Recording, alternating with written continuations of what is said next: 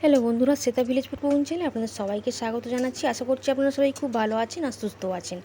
আজকে আমি পেঁয়াজি বানিয়ে দেখাবো। খুবই বানানো সহজ আর খুব অল্প উপকরণ কিন্তু বানানোটা হয়ে যায়। গরম ভাতের সঙ্গে বা মুড়ি দিয়ে খেতে কিন্তু দারুণ লাগে আর খুবই মুচমুচে কিন্তু তৈরি হয় এগুলো। আর মাত্র দুটো উপকরণ বা দুটো বা তিনটে উপকরণ দিয়ে কিন্তু বানানো হয়ে যায়। ভিডিওটা শেষ পর্যন্ত দেখার জন্য আপনাদের সকলের কাছে অনুরোধ রইল। আর যদি ভালো লেগে থাকে ওতে অবশ্যই ভিডিওটিকে একটি করে লাইক করে দেবেন। তো পেঁয়াজিটা বানানোর জন্য আমি কয়েকটা পেঁয়াজি এরকম টুকরো টুকরো করে কেটে নিয়েছি। মোটামুটি এখান থেকে কিন্তু অনেকগুলো পেঁয়াজি কিন্তু তৈরি হয়ে যাবে। একটু এরকমভাবে সরু সরু করে কাটতে হবে আর এগুলো কিন্তু একটু ভেঙে ভেঙে নিতে হয় পেঁয়াজগুলো। তো দেখুন আমি একটু ভেঙে ভেঙে নিলাম পেঁয়াজগুলোকে। এরপর আমি কয়েকটা কাঁচা লঙ্কা কেটে নিয়েছি এরকম ছোটো ছোটো টুকরো করে, সেগুলোকে উপর থেকে দিয়ে দিলাম। এরপর দিয়ে দেবো পরিমাণ মতন বেসন। বেসনের পরিমাণটা খুবই কম রাখতে হবে।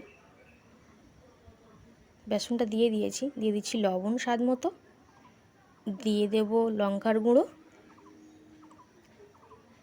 1 চামচ মতন দিলাম, আর দিয়ে দেব হলুদ গুঁড়ো 1/2 চামচের একটু কম দিলাম। সমস্ত সব কিছুকে দিয়ে শুকনো উপকরণগুলোকে হাত দিয়ে একটু প্রথমে মাখিয়ে নেব। প্রথমে হাত দিয়ে মাখিয়ে নিলে জলের পরিমাণটা কিন্তু বোঝা যায় যে কতটা পরিমাণে জল লাগবে। আর এখানে জল কিন্তু খুবই সামান্য পরিমাণে দিতে হয়, খুবই অল্প পরিমাণে জল কিন্তু লাগে, একসঙ্গে বেশি জল দিয়ে দেওয়া কিন্তু যাবে না। এবার আমি অল্প সামান্য জল দিয়ে দিচ্ছি, দিয়ে কিন্তু মিশিয়ে নেব। আর এটা কিন্তু চামচ দিয়ে বানানো যাবে না, হাত দিয়েই কিন্তু বানাতে হবে। আপনারা যদি একটু বেশি পরিমাণে বানাতে চান সেক্ষেত্রে পেঁয়াজের পরিমাণটা কিন্তু বাড়াতে হবে। খুব সহজে কিন্তু পেঁয়াজিটা রেডি হয়ে যায়। সন্ধেবেলা চায়ের সঙ্গে খেতে কিন্তু দারুণ লাগে। এছাড়া গরম ভাতের সঙ্গে খেতেও কিন্তু ভীষণ ভালো লাগে। তো দেখুন খুব ভালোভাবে কিন্তু তৈরি হয়ে গেছে। এবার ভেজে নেওয়ার পালা। এদিকে আমি কড়াইতে তেল বসিয়ে দিয়েছি, তেলটা গরম হচ্ছে। একে একে কিন্তু এগুলোকে তেলের মধ্যে ছেড়ে দেবো। তো দেখুন এইরকমভাবেই কিন্তু তৈরি করা হবে।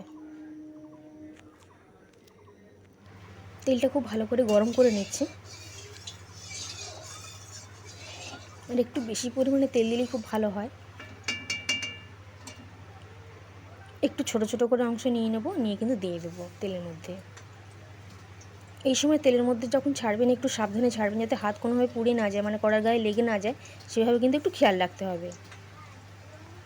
তো কড়াইতে যে কয়েকটা ধরছে সেই কয়েকটাকেই আমি দিয়ে দিচ্ছি। আপনারা যদি কোনো ফ্রাইং প্যানে ভেজে নেন তাহলে কিন্তু একসঙ্গে সবগুলোকে রেডি করে নিতে পারবেন, মানে অনেকগুলো একসঙ্গে ভেজে নেওয়া যাবে আর কি। তো একটা সাইড যখন লাল হয়ে যাবে তখন কিন্তু উল্টে দিতে হবে। এভাবে উল্টে পাল্টে কিন্তু খুব সুন্দর লাল করে ভেজে নিতে হবে।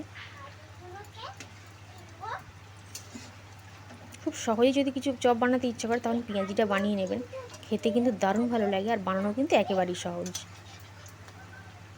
আর আপনারা যে কেউ কিন্তু যে কোনো সময় বানাতে পারবেন। হাতের কাছে থাকা অল্প উপকরণ দিয়ে কিন্তু বানানো যায়। এভাবে উল্টে পাল্টে খুব সুন্দর করে মুচমুচে করে লাল করে কিন্তু ভেজে নিতে হবে। দেখুন আস্তে আস্তে কালারটা কিন্তু বেশ সোনালি কালারের থেকে একটু বেশি হয়ে গেছে। এর থেকে বেশি লাল করার কিন্তু আর প্রয়োজন নেই। তো আমি উল্টে পাল্টে দিয়েছি, এবার কিন্তু তুলে নেব।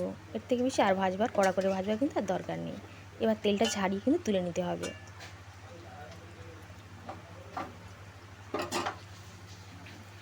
তো একটা ঝাঁঝরি নিয়ে নিচ্ছি আর তেলটা ঝারিয়ে ঝারিয়ে তুলে নেব। একটা কাগজের উপর তুলে নেবেন বা ট্রেসিং পেপারের উপর তুলে নেবেন, যাতে এক্সট্রা যে তেলটা থাকবে সেটা কিন্তু ঝরে যাবে। তো সবগুলোকে উঠিয়ে নিলাম এবং বাকি যে বড়াগুলো রয়েছে, মানে পেঁয়াজিগুলো রয়েছে, এগুলো বানিয়ে নেব। তো আর যেগুলো বাকি রয়েছে সেগুলো এক এক করে তেলের মধ্যে ছেড়ে দিচ্ছি।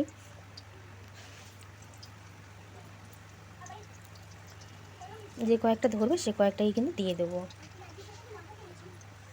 এইভাবে কিন্তু এই ব্যাচেরগুলোকে এরকম সুন্দর করে মুচমুচে লাল রঙের করে ভেজে নেব। তো কিছুক্ষণের মধ্যেই একটা সাইড হয়ে গেছিলো, সেই জন্য আমি উল্টে পাল্টে দিচ্ছি। এভাবে উল্টে পাল্টে লালচে করে কিন্তু ভেজে নিতে হবে। আর ভাজার জন্য কিন্তু বেশি সময়ের প্রয়োজন পড়ে না।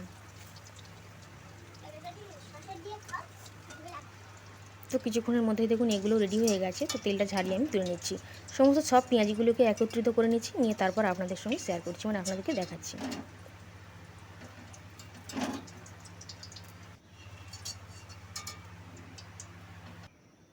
তো একটা প্লেটের মধ্যে নিয়ে নিয়েছি, যে কটা ধরেছিল নিয়ে নিয়েছি, আর বাকিগুলো অনেকটা খাওয়াও হয়েছে, আর এখনও বাকি ওরা রয়েছে, প্লেটে আর দিইনি। তো দেখুন কত সুন্দর দেখতে লাগছে, একটু হালকা টমেটো কেচাপ বা কাসুন্দি বা একটু স্যালাডের সঙ্গে খেতে দারুণ লাগে। এমনি মুড়ি দিয়েও খেতে ভালো লাগে, ভাত দিয়েও খেতে ভালো লাগে। ভিডিওটা কেমন লাগলো অতি অবশ্যই কমেন্ট করে কিন্তু জানাবেন। আজ তাহলে আসছি।